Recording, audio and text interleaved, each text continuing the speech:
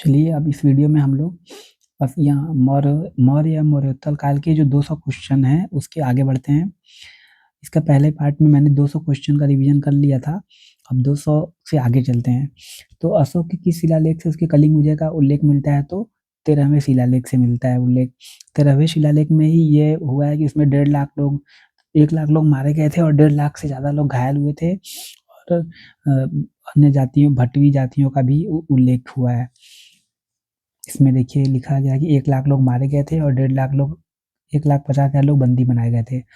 सत्यत्याग की घोषणा भी 13वें शिलालेख के अनुसार की गई थी। और ये भी हमको याद रखना होगा कि अशोक ने 261 ईसा पूर्व में कलिंग पर आक्रमण किया था। नेक्स्ट है हमारा कौन सी अशोक की लिपियां जो हैं अभिलेखों में प्रयुक्त की गई हैं? तो ब्राह्मी, खरोष्टी, अरामाइक और ग्रीक, यही जो लिपियां हैं वो अशोक के अभिलेखों में प्रयुक्त की गई है। खरोष्टी लिपि जो है सबाजगढ़ी और मानसेरा 2 अभिलेख ही ऐसे हैं जिसमें खरोष्टी लिपि का भी हुआ है और कांधार और तक्षशिला में अरामाइक और ग्रीक का हुआ है। बाकी सारी में ब्राह्मी लिपि का ही प्रयोग हुआ है। देवनागरी, शारदा इनका नहीं हुआ है, तो इसीलिए ये नहीं होगा, इसका उत्तर ए होगा। इसके बाद नेक्स्ट हमारा क्वेश्चन है रुमनदेही अभिलेख किसके काल का है? तो अशोक के काल का है। रुमनदेही नेपाल में एक जगह है, वहाँ पे अशोक गए थे और वहाँ के कर को माफ कर दिया था या घटा के 1/8 कर दिया था। अपने शासन के 20वें वर्ष में गए थे। इसके बाद है सारनाथ की धार्मिक स्तूप का निर्माण किस शासक ने किया था? तो अशोक ने किया था। नेक्स्ट है हमारा निम्नलिखित में से मौर्य कला का सबसे अच्छा नमूना कौन सा है? तो मौर्य कला का सबसे अच्छा नमूना स्तूप है। नेक्स्ट हमारा सन 1750 में सर्वप्रथम अभिषेक के अभिलेखों का पता किसने लगाया? तो जेम्स प्रिंसेप ने सर्वप्रथम अशोक के अभिलेखों का पता लगाया और 1837 में उसने अशोक के अभिलेखों को पढ़ा और उसकी पहचान श्रीलंका के शासक तीस से की थी। इसके बाद नेक्स्ट है हमारा 13वां शिलालेख संबंधित है युद्ध से संबंधित है, क्योंकि देखिए यहाँ पे अभी हमने पढ़ा कि उसमें युद्ध का वर्णन था कि 1 लाख लोग मारे गए थे और 1,50,000 लोग बंदी बनाए गए थे। तो 13वां शिलालेख जो है युद्ध से संबंधित है। अशोक के किस शिलालेख में दक्षिण भारत के राज्यों का उल्लेख मिलता है? तो ये अशोक के 13वें से दक्षिण भारत के दूसरे शिलालेख से मिलता है। इसमें देखिए चेर, चोल, पांड्य, सत्यबुद्ध, ताम्रपर्णी यानी श्रीलंका। इसके अतिरिक्त 13वें शिलालेख में भी कुछ विदेशी राज्यों का मिलता है, तो इसलिए मैंने पहले 13वें शिलालेख बोला था। उसके बाद नेक्स्ट क्वेश्चन है विदेशी राजाओं में कौन अशोक का समकालीन नहीं था? तो ये 13वें शिलालेख में मिलता है। इसमें मगध, एंटियोकस और टालमी तो है, लेकिन डेरियस द्वितीय नहीं है। तो डी यानी कि डेरियस द्वितीय नहीं है। अब देखिए यहाँ पे एंटियोकस, एंटीगोनस ये दोनों हैं, टॉलमी, मगध और अलेक्जेंडर, ये 5 जो है 13वें शिलालेख में मिलते हैं, 5 जवान राजा। नेक्स्ट हमारा अशोक का सरेकुन अभिलेख जो है वह कंधार में, अफगानिस्तान में, और यही सरेकुन जो है यूनानी तथा अरामाइक भाषा में यानी ग्रीक तथा अरामाइक भाषा में लिखा हुआ है। ये लिखा है द्विभाषिक अरामाइक एवं ग्रीक भाषा में लिखा गया है। नेक्स्ट हमारा क्वेश्चन है प्राचीनतम अभिलेख जिसमें अशोक का नाम उल्लेख है? तो मास्की अभिलेख में अशोक का नाम उल्लेख है, देवनाम प्रिय, और देवनाम पी मतलब देवताओं का प्रिय। इसके बाद है दक्षिण भारत का कौन सा क्षेत्र अशोक द्वारा साम्राज्य का हिस्सा नहीं था? तमिलनाडु नहीं था।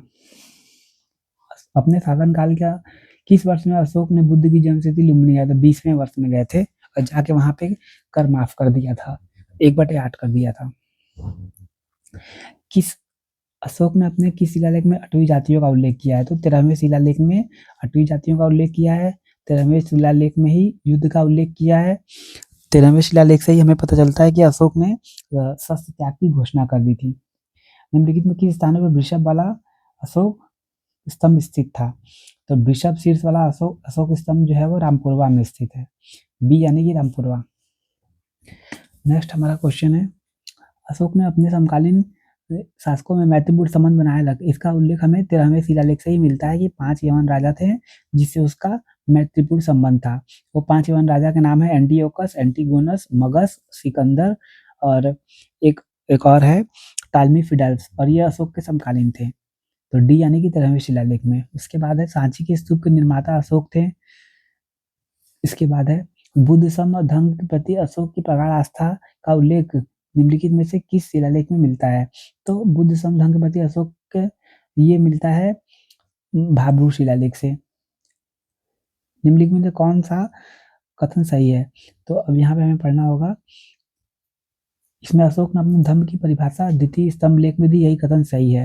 यानी धम्म की परिभाषा कई बार पूछा जाता है कि किस में दी है, तो यहाँ पे ऊपर वाले में लिखा हुआ है कि द्वितीय शिलालेख में धम्म की परिभाषा दी है, तो शिलालेख नहीं स्तंभ लेख में दी है, तो ये हमें याद रखना होगा।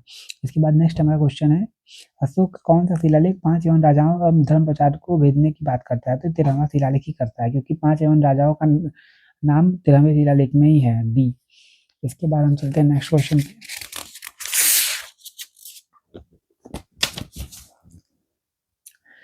अशोक के तृतीय शिलालेख में जिन 3 पदाधिकारियों के नाम मिलते हैं, युक्त, राजुक, प्रादेशिक।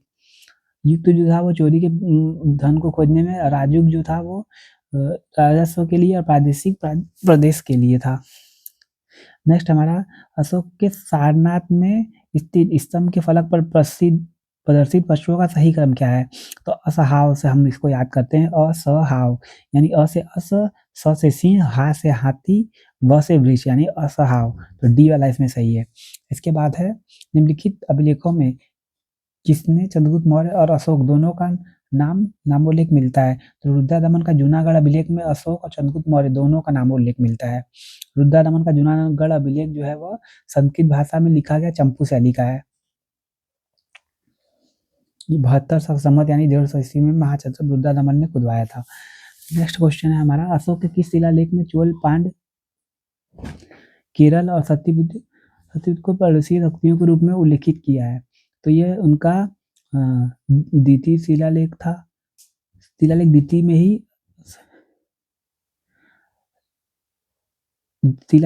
ही अशोक ने चोल पांड्य, केरल पुत्र इसमें ही किया है, क्योंकि 13वें में तो उन्होंने 5 यवन राजाओं का उल्लेख किया था, और दूसरे में उन्होंने दक्षिण भारत के ये 5 पड़ोसी शक्तियों को उल्लेखित किया है।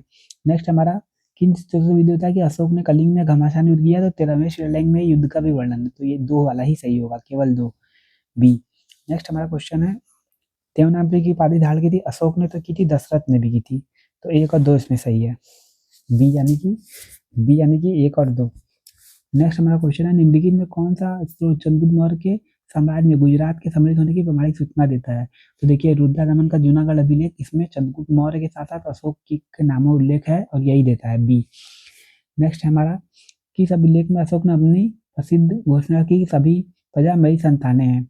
तो यह उसने की थी पृथक कलिंग शिलालेख में, कि सभी मनुष्य मेरी संतानें हैं। यूनानी रोमन साहित्य के सैंडो कोड का संकलन किसने चंद्रगुप्त मौर्य से किया?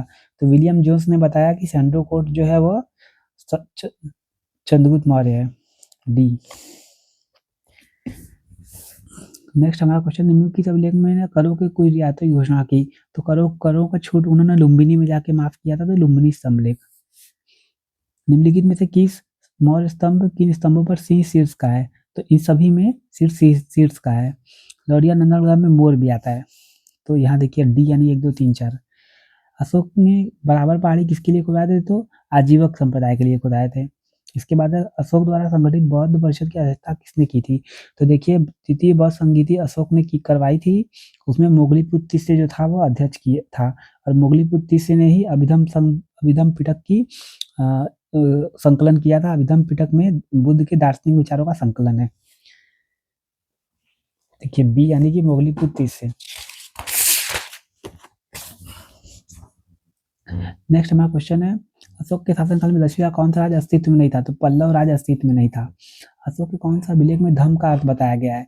तो धम्म की परिभाषा जो है वो बताई गई है द्वितीय शिलालेख में, द्वितीय स्तंभ लेख में, इस शिलालेख में नहीं। अभी पीछे हमने पढ़ा कि स्तंभ लेख में,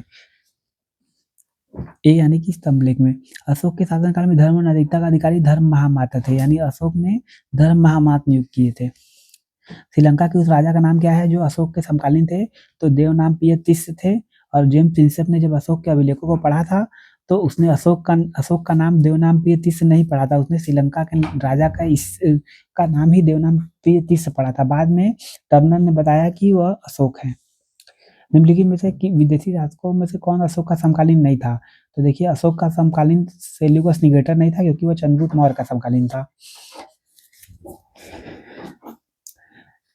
अशोक के पश्चात समय यूनानी शासकों के क्रम में उल्लेख हुआ है, उसी क्रम में व्यवस्थित कीजिए। तो देखिए एंटीओकस, फिर टालमी, फिर एंटीगोनस, फिर लास्ट में सिकंदर। तो देखिए सी वाला सही है, यानी कि पहले बी एंटीओकस, फिर डी टालमी, फिर सी एंटीगोनस, फिर सिकंदर। सम्राट अशोक के निम्नलिखित रानियों में किसका नाम उसके अभिलेख में उल्लिखित है? तो कारुआकी जो है, कारुआकी अभिलेख में ही उसकी रानी और उसके पुत्र का नाम उल्लेख है। ये उसके बाद मिलाना है बौद्ध संगीति और उसके क्षेत्र, प्रचारक और क्षेत्र। तो देखिए महाधर्म रचित जो है वो महाराष्ट्र में गए थे, और महारचित जो थे वो यवन में गए थे। यहाँ पे यवन लिखा है, यवन। सोन व उत्तर गए थे सुवर्ण भूमि में, और मध्यम तक जो कश्मीर और कंधार में गए थे, यानी पहला मिला हुआ है, एक का एक किसमें है वही सही होगा। तो एक का एक इन दोनों में है, देखिए बी वाले में बी वाला सही है। नेक्स्ट हमारा क्वेश्चन है, निम्नलिखित में से कौन सा पद अशोक के धर्म का सैद्धांतिक पक्ष नहीं है? तो पापों से भय। नेक्स्ट हमारा क्वेश्चन है, किस मुख्य उद्देश्य से अशोक ने अपनी प्रजा में धर्म का प्रचार किया? तो वह अपनी प्रजा के नैतिक और आध्यात्मिक विकास हेतु। नेक्स्ट हमारा है कि धर्म का रूपांतर धर्म संबंधित है, तो यह संबंधित है प्राकृतिक भाषा से। किस शासक ने अपने को देवताओं का प्रिय कहलाया? वही देवनाम प्रिय अशोक, और दशरथ ने भी करवाया था, यहाँ सिर्फ अशोक दिया हुआ है तो अशोक। इसके बाद है, किस शासक ने पाटलिपुत्र में तृतीय बौद्ध संगीति का आयोजन? वही अशोक ने कराया था, बी। इसके बाद नेक्स्ट हमारा क्वेश्चन है, सम्राट अशोक ने कलिंग को कब विजिट किया? तो अपने राज्याभिषेक के 8वें वर्ष में किया था। यहाँ देखिए राज्य प्राप्ति के 8वें वर्ष में भी लिखा हुआ है, लेकिन राज्याभिषेक के 8वें वर्ष में, ये सही है। नेक्स्ट हमारा क्वेश्चन है, काकना दाबोट महाविहार कहाँ है? तो ये सांची में है, सांची स्तूप के पास ही ये विहार भी है, काकना दाबोट महाविहार। इसके बाद हमारा नेक्स्ट क्वेश्चन है, प्रतिवेदक का क्या कार्य था? तो वह जाके राजाओं को सूचना देता, घटनाओं की सूचना देना, डी। इसके बाद निम्नलिखित में किसने अशोक को बौद्ध धर्म में दीक्षित किया था? अशोक को बौद्ध धर्म में निग्रोध और उगुप ने दीक्षित किया था, ANC। इसके बाद है, अशोक ने अपने किस शासकीय वर्ष में लुम्बिनी की यात्रा की? देखिए ये बार बार रिपीट हो रहा है क्वेश्चन, 20वें वर्ष में किया था, और वहां पर जाके 1/8 कर दिया था, और कर को माफ भी कर दिया था। इसके बाद है नेक्स्ट क्वेश्चन हमारा, अशोक के इन प्रधान जिलों में कौन सा धर्म का विवरण और सारांश करता है? तो 11वां जो है वो धर्म का विवरण और सारांश प्रस्तुत करता है, बी यानी कि 11वां। कौन सा अशोक के शासन की समय प्रांतीय राजधानी नहीं थी? तो तक्षशिला जो है वो प्रांतीय राजधानी नहीं थी, नहीं धौली प्रांतीय राजधानी नहीं थी, डी। ये क्वेश्चन मेरा गलत हो गया। ये देखिए बताया, मौर्य साम्राज्य 5 प्रांतों में, तक्षशिला, उत्तरापद, तोसली, कलिंग, कलिंग की राजधानी तोसली थी, सुवर्णगिरी दक्षिणापद। उसके बाद उज्जैनी, अवंती, पाटलिपुत्र, मध्यप्रदेश, धौली नहीं था। इसके बाद है, निम्नलिखित में कौन सा अशोक का द्विभाषी अभिलेख है? तो द्विभाषी अभिलेख सरेकुना है, या कंधार अभिलेख भी इसको बोलते हैं, इसमें यूनानी और ग्रीक भाषाओं का प्रयोग हुआ है, कंधार अभिलेख। उसके बाद है, कर्नाटक प्रदेश में मौर्य साम्राज्य किसके शासनकाल में फैला? तो चंद्रगुप्त के शासनकाल में फैला था, ये यानी कि चंद्रगुप्त। दक्षिण भारत में निम्नलिखित में किन स्थलों में 14 घोषणा वाले अशोक के कालीन पाए गए? तो एरागुड्डी और सन्नति में पाए हुए, यानी ए और डी इसका सही है। नीचे दिए गए एक कथन को पढ़िए, 5वीं शताब्दी में फैन ने अपने भारत में यह विवरण दिया कि देश में कोई व्यक्ति मांस नहीं खाता था। इसके बाद है कि अशोक ने जो स्वयं जीव जंतु के प्रति कठोरता माना, पशु की बलि में प्रतिबंध लगा दिया था। तो ये दोनों कथन तो सत्य है, लेकिन उसकी व्याख्या नहीं कर रहा है, क्योंकि यह साबित नहीं करता कि अशोक ने प्रतिबंध लगाया था, इसकी वजह से लोग मांस नहीं खाते थे फायान के समय। तो इसका बी वाला सही होगा कि ये यार दोनों सही है, किंतु व्याख्या नहीं है। इसके बाद सांची के सबसे बड़े स्तूप, जिसका स्तूप 1 महास्तूप कहा गया, आंतरिक ईंटों का निर्माण किसके काल में बना? तो अशोक ने ही सांची का स्तूप का निर्माण करवाया, तो अशोक के काल में बना। इसके बाद नेक्स्ट हमारा क्वेश्चन है, मौर्य काल में सर्वाधिक प्रसिद्ध केंद्र था, तक्षशिला शिक्षा का प्रसिद्ध केंद्र था। मौर्य काल में भवनों का निर्माण लकड़ी से होता था, इसका पुरातात्विक प्रमाण मिलता है कुम्हार से। मौर्य काल में लक्षाध्यक्ष होता था, टकसाल का अध्यक्ष होता था। अब इसमें हम पढ़ेंगे, रूप दर्शक सिक्कों का अध्यक्ष होता था, आंकड़ा अध्यक्ष खान विभाग का अध्यक्ष होता था, विविधता अध्यक्ष चारगाहों का अध्यक्ष होता था, लक्षणा अध्यक्ष जो था वो टकसाल का अध्यक्ष होता था। निम्नलिखित में किस अभिलेख में इस्ला नामक नगर का उल्लेख किया है? तो सिद्धपुर अभिलेख में किया गया है। मास्की, उडगोलम और नेतुर में अशोक को अशोक कहा गया है, सिद्धपुर में इस्ला नामक नगर का उल्लेख किया गया है। निम्नलिखित राजाओं में संघ करने के लिए बौद्ध भिक्षुओं को कठोर दंड का विधान है, तो अशोक ने किया था। अशोक ने संघ भेद करने वाले बौद्ध भिक्षु हैं, भिक्षुओं के लिए कठोर दंड का प्रावधान किया था अशोक। नेक्स्ट हमारा क्वेश्चन है, अशोक के शासनकाल में कुमार कहाँ नियुक्त हुए थे? तो चिल्ला, तोसली और उज्जैनी में अशोक के शासनकाल में कुमार नियुक्त किए गए थे। कश्मीर के श्रीनगर नामक नगर की स्थापना की, तो कश्मीर में श्रीनगर नामक नगर की स्थापना अशोक ने की थी, और नेपाल में देवपाटन या देवपत्तन नामक नगर की स्थापना भी अशोक ने की थी। इसके बाद नेक्स्ट हमारा, निम्नलिखित में कौन अशोक के शासनकाल में सौराष्ट्र का गवर्नर था? तो दुशास्प जो है ये अशोक के शासनकाल में सौराष्ट्र का गवर्नर था, ए यानी कि दुशास्प। इसके बाद अशोक के समकालीन विदेशी राजा तुर्मा कहाँ का था? तो मिस्र का था, बी। नेक्स्ट हमारा देखिए बी। इसके बाद नेक्स्ट हमारा क्वेश्चन है,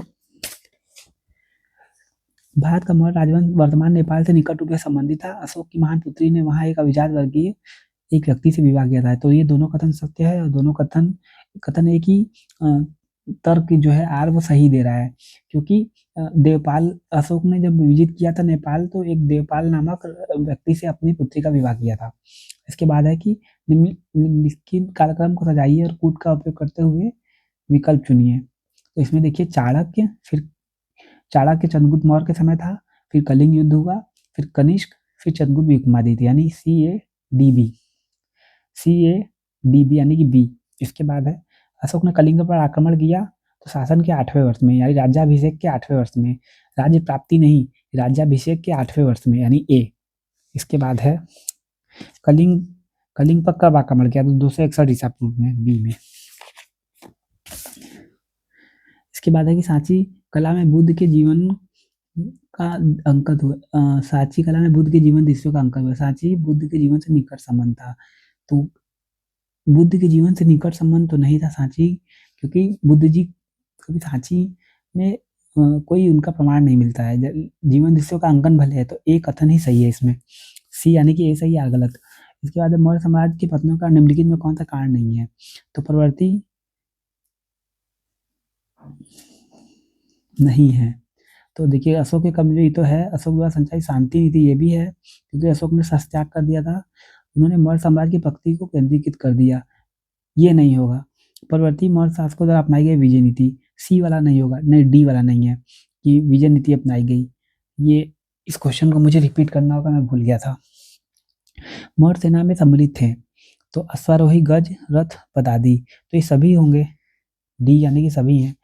इसके बाद श्वेत लोहे के संदर्भ किसने प्राचीन काल में भारत की विकसित लौह प्रणाली का साक्ष्य प्रस्तुत किया है? तो इसका कर्टियस है, ये क्वेश्चन भी मुझे नहीं आता था। इसके बाद कौटिल्य के अर्थशास्त्र में वर्णित पढ़ा कर का अर्थ था, तो ये एक अंतरजातीय पढ़ाई संबंध वाला विधवा पढ़ाई नियोग पर लगाया कर एक आपात कर, तो ये अंतरजातीय पढ़ाई संबंधों पर ये एक आपात कर था। मौर्य शासन में रूप दर्शक नाम का अधिकारी था, तो रूप दर्शक जो था वो सिक्कों का परीक्षक था, डी। नेक्स्ट क्वेश्चन में सीता से तात्पर्य राज्य भूमि का राजस्व था, बी। मौर्य काल में वाणिज्य देखिए, पंड्या अध्यक्ष को वाणिज्य कहा जाता था, पौता अध्यक्ष को माप तौल का अध्यक्ष कहा जाता था, सीता अध्यक्ष यानी भूमि का अध्यक्ष था, शुल्क अध्यक्ष यानी सीमा शुल्क जो लेता था, देखिए यहाँ पे लिखा है। इसके बाद है, मेघा सिंह द्वारा भारतीय समाज के 7 वर्गीय विभाजन में तीसरे स्थान पर कौन सा व्यापारी था? इसके बाद नेक्स्ट क्वेश्चन पे चलते हैं। कुछ क्वेश्चन मेरे भूल गए थे पिछले, निम्न में कौन सा अशोक का समकालीन नहीं था? तो देखिए यहाँ पे टालमी था, एंटीओकस था, एंटिकिन डायोटस, तो यानी ए डायोटस नहीं होगा, ए। इसके बाद आई नेक्स्ट क्वेश्चन नंबर, किसने यूनानी लेखकों को सैंडोकोट्स का संकलन चंद्रगुप्त मौर्य से किया? तो विलियम जोन्स ने किया था सैंडोकोट्स। इसके बाद है, अवयमात्रिक भूमि उस भूमि कहते हैं जिसकी सिंचाई के लिए जिसकी सिंचाई कृत्रिम साधनों से होती थी, उसे अवयमात्रिक भूमि कहते थे, बी। और उसका कर उदक था। इसके बाद है, मौर्य समाज का पतन अशोक के बाद से प्रारंभ हो गया था, यथार्थ कथन है अशोक ने धर्म विजय नीति के अनुसार अपनी सेना विघटित कर दी, दोनों कथन सही होना चाहिए, सी। ए सही है, आर गलत है, सेना ने विघटित नहीं की थी। इसके बाद है, मेगस्थनी द्वारा भारतीय समाज के 7 वर्गों में विभाजित किया, जिसमें द्वितीय वर्ग था, तो व्यापारी तो तृतीय था, उसके बाद दार्शनिक के बाद योद्धा होगा या कृषक होगा, दार्शनिक पहला था, तो उसके बाद कृषक होना चाहिए, सी है क्या? हाँ सी। इसके बाद है, प्राचीन भारतीय प्राचीन भारत में निम्नलिखित किस शासक ने जैन धर्म स्वीकार करके संन्यास ले लिया था? तो ये चंद्रगुप्त मौर्य था। वो बेलगोला जाके संलेखना विधि द्वारा प्राण त्याग कर दिए थे। संलेखना विधि को संथारा विधि भी कहते हैं। बी। इसके बाद हम नेक्स्ट क्वेश्चन पे चलते हैं। कनिष्क प्रथम की मृत्यु के तुरंत पश्चात कौन कुषाण वंश का शासक बना? तो हुइस्क बना। बी। वासिस्क बना था, सॉरी। कनिष्क की मृत्यु के बाद बड़ा पुत्र वासिस्क बना था। हुइस्क का नाम इसलिए मैंने बताया कि हुइस्क ने कई सिक्के चलाए थे जिन पे भारतीय देवों के नाम और पारसी देवों के नाम भी थे। इसके बाद है कि किस वंश में उस वंश की पहचान की जिसने सर्वप्रथम भूतवान जारी किया? तो सातवाहन वंश था। नेक्स्ट हमारा क्वेश्चन है, पेरिप्लस में लेखक से किसके दिया जाता है? तो यह एक अज्ञानी यूनानी नाविक को दिया जाता है, क्योंकि पेरिप्लस ऑफ द इथेरियन सी लेखक का जो नाम है वो कहीं भी कोई जान नहीं पाया है। शक एवं विक्रम संवत के आधार पर कितने वर्षों का अंतर था? तो 78 वर्षों का अंतर होगा। 135 वर्षों का अंतर है।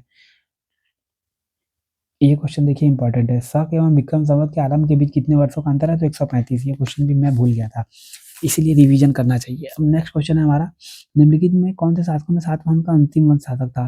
देखिए, सिमुक सातवाहन का पहला था और इसमें अंतिम था सी यानी कि पुलुमावी चतुर्थ। किसका विदेशी विद्वान मौर्य काल की जानकारी देता है? तो मेगस्थनीज का जो विदेशी वृत्तांत है वो मौर्य काल की जानकारी देता है, लेकिन इसमें स्ट्रैबो और प्लूटार्क और जस्टिन भी हो सकते हैं, लेकिन सी देखिए मेगस्थनीज। अगर इसमें एक से अधिक ऑप्शन लगाने होते तब हम सोचते हैं। मनुस्मृति में सरस्वती में हेमदत्ती किस नाम से थे? ब्रह्मवर्त नाम से आना जाता है। ये भी इंपॉर्टेंट क्वेश्चन है। हमने जब वैदिक काल पढ़ रहे थे तो उसमें ये क्वेश्चन था कि सरस्वती एवं विदर्भी नदियों के बीच का क्षेत्र किस नाम से आता है? तो ब्रह्मावर्त नाम से आना जाता है। कौन सा जैन साहित्य मौर्य युग की जानकारी नहीं देता है? तो कल्पसूत्र जो है वो मौर्य युग की जानकारी नहीं देता है। यहाँ पे देखिए, लेकिन देता है, लेकिन बार बार ये क्वेश्चन रिपीट हुआ है। इसमें महाभारत के रचनाकार है, महाभारत के रचनाकार पतंजलि है। पतंजलि गोंडा जिला जो है वर्तमान में है गोनर्ड नाम से भी आता है। पूछता है कि पतंजलि कहाँ के रहने वाले थे, तो ये इसके पतंजलि होंगे।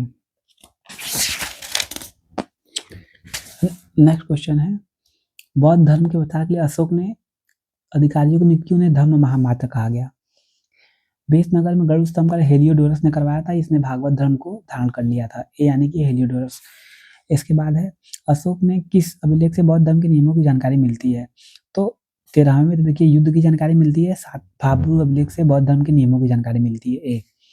इसके बाद है, भारतीय चीनी संदर्भ में निम्न कौन सा कथन सही नहीं है? सर्वाधिक सही नहीं है। तो मेनांडर ने पहली बार विश्व संस्कृत में लंबा अभिलेख लिखवाया, यही कथन सही नहीं है, डी। सी वाला भी नहीं सही है। भारतीय यूनानी शासक बड़े पैमाने पर सोने के सिक्के शुरू करने वाले पहले शासक थे। तो भारतीय यूनानी नहीं थे सोने के सिक्के, तो सी और डी जो है वो सही नहीं है। मेगस ने वर्णित दो भारतीय देवताओं की डायनोसिस और हेराक्लीस की पहचान किससे की? देखिए, हेराक्लीस कृष्ण से और डायनोसिस का शिव से, यानी डी। इसके बाद है, मौर्य शासनों में खानों के अध्यक्ष को क्या कहते थे? अकराध्यक्ष कहते थे। लवड़ा अध्यक्ष और सूना अध्यक्ष करते थे बूचड़ खाने को, लोहा अध्यक्ष लोहा वाले को, और टकसाला अध्यक्ष करते थे टकसाल के अध्यक्ष को लक्षणाध्यक्ष करते थे। यहाँ लवड़ा अध्यक्ष लिख दिया है, गलत लिखा है। इसके बाद है, संगम साहित्य में कावेरी पत्तनम का संबंध किससे था? चोलों से था। करिकाल नाम का था, उसने ही कावेरी पत्तनम की स्थापना की थी। इसके बाद है, प्राचीन पतन पुहार किससे संबंधित? कावेरी से, बी। नेक्स्ट क्वेश्चन है हमारा, में कौन सा वक्तव्य दिया गया है कि कोचलिन कमर पादु दक्षिण भारतीय पत्तन थे। हाथी दांत का उत्पादन जो सारने में किया जाता था। कुलंदिया नामक बड़े पोत गंगा और कैश की ओर रवाना थे। सही उत्तर का चयन कर। मसालिया मुजरिस के दक्षिण में था, तो यही सही है, मसालिया मुजरिस के दक्षिण में था, ए। यानी कि 1, 2 और 3 सही है, डी यानी कि गलत है। तो ये क्वेश्चन भी मेरा गलत हो गया। नेक्स्ट हम लोग चलते हैं, किसको मिलाना है। देखिए, ये तो हम लोग कई बार पढ़े, तोल्कापियर का है तोल्कापियम, और ये तोल्कापियम जो है ये व्याकरण से संबंधित है। इलंगो आडिगल का है शिल्पाधिकारम। तिरुकुदेवर का जीवक चिंतामणि। सतान लिखा, यहाँ पे होना चाहिए था सिरले सत्तनार, ये मणि में ख्याल है। तो डी का पहला जिसमें है वो सही होगा, डी का पहला इसमें है और इसमें भी है। इसके बाद हम लोग देखते हैं कि और तोल्कापियम का तोल्कापिय यानी 1 का 2 किसमें है? तो 1 का 2 इसमें, यानी डी सही है, डी। इसके बाद संगम साहित्य के प्रथम राजा करिकाल इनमें से किस राजवंश था? तो करिकाल चोल राजवंश से था, बी। नेक्स्ट हमारा क्वेश्चन है, कौन सा तमिलनाडु का बाइबल माना जाता है? तो तमिलनाडु का बाइबल तिरुक्कुल को माना जाता है। इसके बाद संगम इन मंत्रियों का वास्तविक नाम था अमेचार। उसके बाद है इसमें जो वो होते थे गुप्तचर, उनको ओर्रार कहा जाता था। बाकी पुरोहित को पुरोहितार, सेनानायक को सेनापतियार, दूत या राजदूत को दूतार। तो मंत्री को अमेचार और गुप्तचर को ओर्रार, यही याद करने के लिए है। इसके बाद है एंटियालकिड्स का राजदूत हेलियोडोरस आया था, भागवत के शासनकाल में आया था। भागवत के शासनकाल में आया था और उसने भागवत धर्म को धारण किया था और गरुड़ स्तंभ की रचना की थी, मतलब स्थापित करवाया था बेसनगर में। कौन सा वाक्य शकों के संबंध में सही है? तो उन्होंने भारतीय मुद्रा पर यूनानी प्राकृत लेख का चयन बंद कर दिया, ये जो है वो सही नहीं है, डी। नेक्स्ट क्वेश्चन है हमारा, असत्य कथन को चिन्हित करना है। तो इसमें भी देखिए नगरों के नाम यथा उज्जैनी, मध्यमा, दयाली, मुद्राएं भी प्राप्त हुई, डी। ये गलत कथन है क्योंकि नगरों के नाम नहीं प्राप्त हुए हैं, देवी देवताओं के नाम प्राप्त हुए हैं, तो डी कथन गलत है। इसके बाद संगम साहित्य के विषय में कौन सा कथन असत्य है? तो देखिए इसमें लिखा हुआ है कि संगम साहित्य जो है वो धार्मिक साहित्य है, धार्मिक साहित्य नहीं है। संगम साहित्य में व्याकरण भी है और अन्य भी है, तो धार्मिक साहित्य नहीं है। इसके बाद है संगम साहित्य में व्यापारी वर्ग किस नाम से आया था? तो वेनिगर जो है वो व्यापारी वर्ग था, वेल्लार जो था वो कृषक थे, पुलैन यहाँ पे दस्तकार वर्ग को कहते थे, वेल्लार कृषक वर्ग को कहते थे, वेनिगर व्यापारी वर्ग को कहते थे। इसके बाद है कौन सा शुंग कला का केंद्र नहीं था? तो देखिए सांची शुंग काल में बना है, वल्लभी भी, भरूच बोध गया, वल्लभी नहीं था, ए। इसके बाद है किस पुराण में आंध्र सातवाहन तारकों की सबसे लंबी सूची है? तो देखिए मत्स्य पुराण जो है उसमें सातवाहन को आंध्र या आंध्र जाति कहा गया है, तो मत्स्य पुराण इसका होगा। हाथी गुम्फा अभिलेख जूनागढ़ से रुद्रदामन से संबंधित है और ये प्राकृत भाषा में लिखा गया है। किसका संबंध सुदर्शन झील से है? तो इसका देखिए रुद्रदामन का जो है सुदर्शन झील से है, सी। अब सुदर्शन झील के बारे में बहुत सी बातें हैं, इसको हम पढ़ लेते हैं। सुदर्शन झील सौराष्ट्र प्रांत की गिरनार सुवर्ण रेखा नदी पर स्थित है। इस झील का निर्माण चंद्रगुप्त मौर्य के प्रांतपति पुष्यगुप्त वैश्य ने कराया था। बाद में अशोक के काल में तुषार ने मरम्मत करवाई। रुद्रदमन के समय में इस झील का बांध टूट गया, जिसकी मरम्मत रुद्रदमन ने निःशुल्क करवाई, तो यहाँ रुद्रदमन। इसके बाद खारवेल किस वंश का शासक था? तो चेदी वंश का शासक था, जैन धर्म को मानने वाला था और खारवेल ने जैन धर्म को संरक्षण दिया था। कलिंग के चेदी वंश का शासक राजा खारवेल था। उदयपुर की पहाड़ी पर हाथी गुम्फा अभिलेख जो है राज्यारोहण के 13 वर्षों की घटनाओं को क्रमबद्ध विवरण दिया हुआ है। इसके बाद कलिंग के समय महान विद्वान कौन था? तो अश्वघोष भी था, चरक भी था। नेक्स्ट हमारा क्वेश्चन है क्षत्रप किसके अधीन प्रांतीय शक क्षत्रप थे, बी। इसके बाद है कि कौन से कथन जो है वो गलत है निम्नलिखित में? तो संगम साहित्य इत्थौके है, संगम साहित्य में धर्म शामिल नहीं है, ये गलत है कथन। संगम साहित्य में शिव भगवान और अन्य भगवानों का भी नाम है। पुष्यमित्र युग के बाद शासन कौन बना? तो पुष्यमित्र युग के बाद अग्निमित्र शासक बना। इसके बाद है इसको मिलाना है। देखिए अभी हम लोगों ने पीछे पढ़ा कि वेनिगर यानी व्यापारी वर्ग, यहाँ चर्मकार लिखा हुआ है, तो ये कथन गलत है, ये सुमेलित नहीं है, डी। देखिए वेनिगर यानी व्यापारी वर्ग। अब नेक्स्ट हम लोग चलते हैं क्वेश्चन पे। संगम साहित्य में हमें किस लोकप्रिय चोल शासक का नाम प्राप्त होता है? संगम साहित्य में करिकाल का नाम प्राप्त होता है। पेरिप्लस दक्षिण भारत के किस सूतिवंश को? तो उरायूर को सूतिवंश का। पेरिप्लस दक्षिण भारत के किस नगर को? तो उरायूर नगर को सूतिवंश का व्यवसाय केंद्र बताता है। किस विदेशी लेखक ने शुंग वंश के विवरण दिए हैं? तो तारानाथ ने शुंग वंश के विवरण दिए हैं। पतंजलि किस स्थान के रहने वाले थे? गोनर्ड, ये गोंडा जिला। पतंजलि ने महाभाष्य की रचना की। इसके बाद है शुंग यक्षी प्रतिमाएं किस स्थान से प्राप्त हुई? तो भरूच से प्राप्त हुई हैं।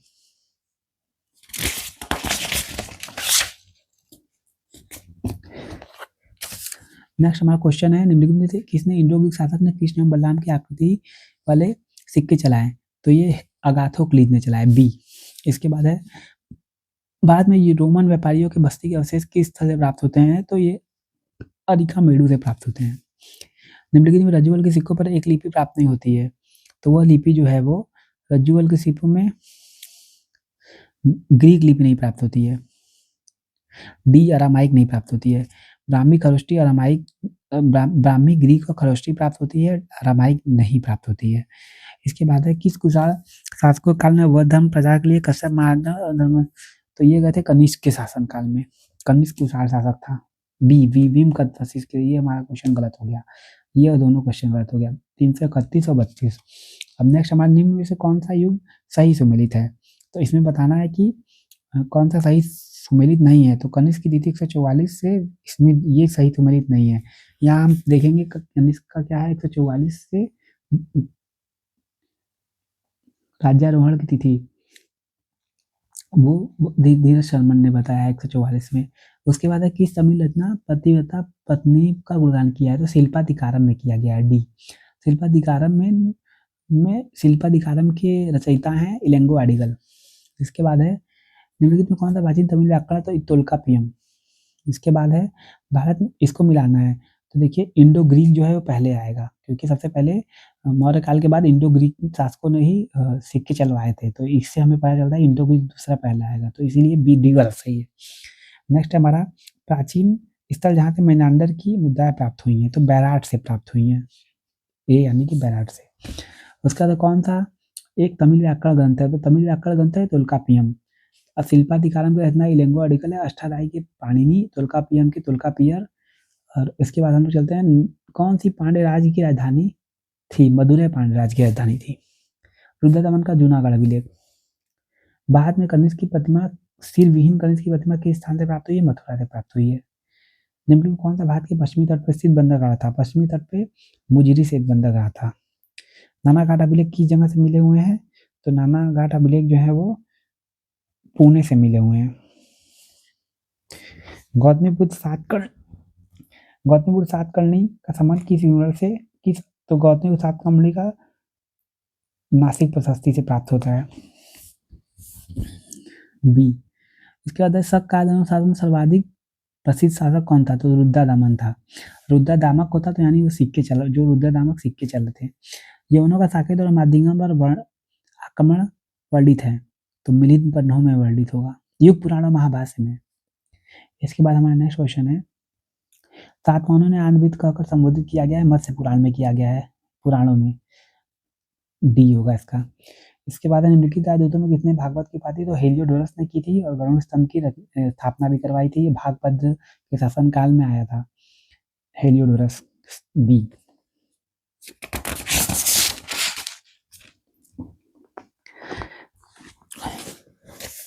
नेक्स्ट क्वेश्चन हमारा, आरंभिक तमिल साहित्य में किसका साक्ष्य प्रस्तुत करता है, जाति प्रथा की अनुपस्थिति का साक्ष्य प्रस्तुत करता है। इसके बाद है कि एक कुषाण देवकुल के जहाँ राजघराने व्यक्तियों की मुद्रा आपके लिए कहाँ मिला है, तो माट में मिला है, सी। इसके बाद है पेरीप्लस ऑफ रीजेंट सी में उल्लिखित दक्षिण भारत के अंदर बाजारों का बदल किस में कौन है, तो इसमें है कल्याण एवं कन्हेरी और नागार्जुन कुंड, अमरावती नागार्जुन कुंड, इन्हीं दोनों में से एक होगा, डी, यानी प्रतिष्ठान एवं तगर। तो ये क्वेश्चन भी मेरा गलत हो गया। इसके बाद नेक्स्ट हमारा शुंग कला में बुद्ध के निम्नलिखित किसने चिन्हित किया था, तो सभी से शुंग कला में बुद्ध को चिन्हित किया था, छत्र, धम्मचक्र, स्वर्ण पादुका, बोधिवृक्ष, यानी स्तूप जो बनाए जाते थे, तो इन चारों को इसमें किया था, तो इसमें ए बी सी डी सब होगा, डी। इसके बाद है सात महानों के अभिलेख भूमिदान के मिलने वाले में किसका उल्लेख नहीं है, तो वृष्टि पर प्रतिबंध, इसका उल्लेख नहीं है। इसके बाद है नहपाल में सुवर्ण एवं खालसा के बीच की विनिमय दर थी 1:1:35। इसके बाद निम्नलिखित में किस नरेश ने वर्ण संकरता की प्रथा को समाप्त करने का दावा किया है, तो गौतमीपुत्र सातकर्णी ने। नेक्स्ट हमारा कुषाण नरेश कनिष्क के लिए मजरत कैसरस का उपयोग निम्न में से किस अभिलेख में हुआ है, तो कनिष्क नीति का आधा पाषाण लेख वर्ष 41 इसमें हुआ है। इसके बाद है कि देवी उमा का नाम किनके सिक्कों पर अंकित है, तो हिंद एवं के सिक्कों पर, कुषाणों के सिक्के पर अंकित है देवी उमा का नाम। इसमें वो 357 क्वेश्चन में मेरा गलत हो गया, देवी उमा का नाम कुषाणों के सिक्के पर अंकित है, और किसने अंकित करवाया था, हुइस्क ने। हुइस्क ने जो भी सिक्के अंकित करवाए उसने भारतीय देवी देवताओं के अतिरिक्त महासेन, कुमार, विशाख का भी अंकन करवाया है। उमा के हाथ में कमल और समृद्ध अंग दिखाया गया है। इसके बाद है कि ईस्वी की आरंभिक शताब्दियों के भारत रोमन राजा का समुद्री वार्ता अनिकामेडु, दोनों कथन सही है, सही परिभाषा है, क्योंकि अनिकामेडु जो था वह बंदरगाह था। उसके बाद है कि कौन पांड्य शासकों के प्रमुख पत्तन थे? तो कोरके और मदुरै दोनों पांड्य शासकों के प्रमुख पत्तन थे। नेक्स्ट है हमारा अभिलेखों कथनों के आधार पर निम्नलिखित में कौन शासक सभी संप्रदायों का आदर करते थे? तो अशोक और खारवेल जो है वो सभी संप्रदायों का आदर करते थे, क्योंकि अशोक के 13वें शिलालेख से हमें यह प्राप्त होता है कि अशोक सभी धर्मों का सम्मान करता था, और खारवेल का हाथी गुम्फा अभिलेख से हमें पता होता है कि वो भी सभी धर्मों का सम्मान करते थे। 1 और 3 इसमें सही होगा, यानी बी। इसके बाद है कि अपने राज्याभिषेक के तुरंत बाद खारवेल दिग्विजय अभियान में निकल पड़ा। ये कथन सत्य है। खारवेल की उपलब्धियों के बारे में जानकारी देने पर पूर्वी पंजाब का इंडो ग्रुप शासक दिमित मथुरा खिसक गया, और जहां से खारवेल की चुनौती देने की उसकी योजना थी। तो ये कहीं भी इसका वर्णन नहीं मिला है। पहला कथन सही है, दूसरा सही नहीं है, यानी ए सही है, गलत सी। उसके बाद संगम साहित्य में वर्णित कन्नगी है, तो ये थी तमिल महाकाव्य की नायिका, और ये इलंगो अडिगल जो शिल्पाधिकारम है उसमें कन्नगी का वर्णन है, शिल्पाधिकारम में।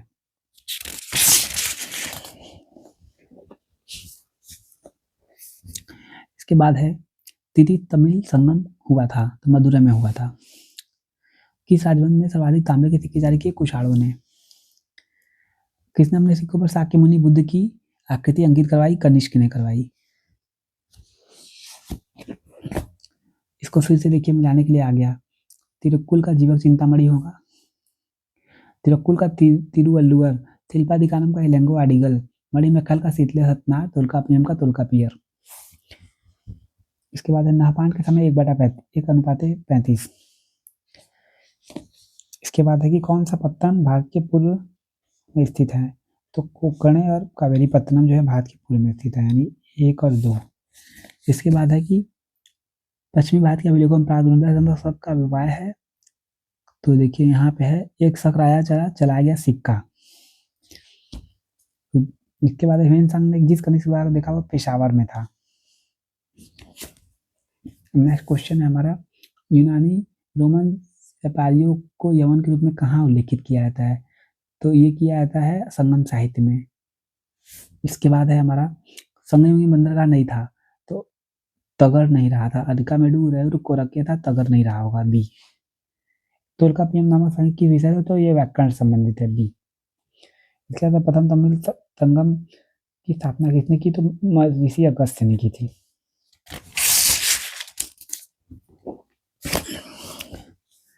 इसमें पश्चिम तमिल साहित्य में कौन से महाकाव्य थे? तो इसमें जो थे वो शिल्पाधिकारम और मणिमेखले ही थे, डी। इसके बाद है कि भारतीय इतिहास के प्रारंभिक काल में टोंडी किनका एक समुद्र पत्तन था? तो चेर का एक समुद्र पत्तन था। इसके बाद है कि अरिकामेडु हिंद रोमन व्यापार का एक केंद्र था, सही है। अरिकामेडु बड़ी संख्या में, दोनों कथन सही है, सही व्याख्या है। इसके बाद है कि किस राजवंश शासकों ने सींचे के सिक्के चलाए? तो सातवाहनों ने सींचे के सिक्के चलाए। इसके बाद है कि कौन सा शासक बौद्ध भिक्षु नागसेन से प्रभावित हुआ? तो मीनांडर जो है वो नागसेन से प्रभावित हुआ। इसके बाद मथुरा के पास खड़ी मुद्रा में आदमगढ़ की प्रतिमा संबंधित है, कुशाल काल से संबंधित है, और मथुरा से ही कनिष्क की सिरविहीन मूर्ति भी प्राप्त हुई है। इसके बाद है कि अपने महान ऋषभ के साथ शिव की मूर्ति के रूप में अंकन किसके सिक्कों पर मिलता है? तो हुइस के सिक्कों पर मिलता होगा, बी। इसके बाद है कि किस भाषा में खारवेल का हाथी गुम्फा है? तो हाथी प्राकृतिक जानवर है, तो खारवेल का हाथी गुम्फा प्राकृतिक है, ऐसे मैंने इसको याद किया है, ए। इसके बाद है नेक्स्ट क्वेश्चन, सुंग के युग की 25 प्रतिमाएं किस स्थान से प्राप्त हुई है? तो भरूच से प्राप्त हुई है 25 प्रतिमाएं। ये क्वेश्चन में इंपॉर्टेंट है, अभी पीछे भी आया था कि सुंग युग की 25 प्रतिमाएं किस स्थान से प्राप्त हुई है? भरूच से।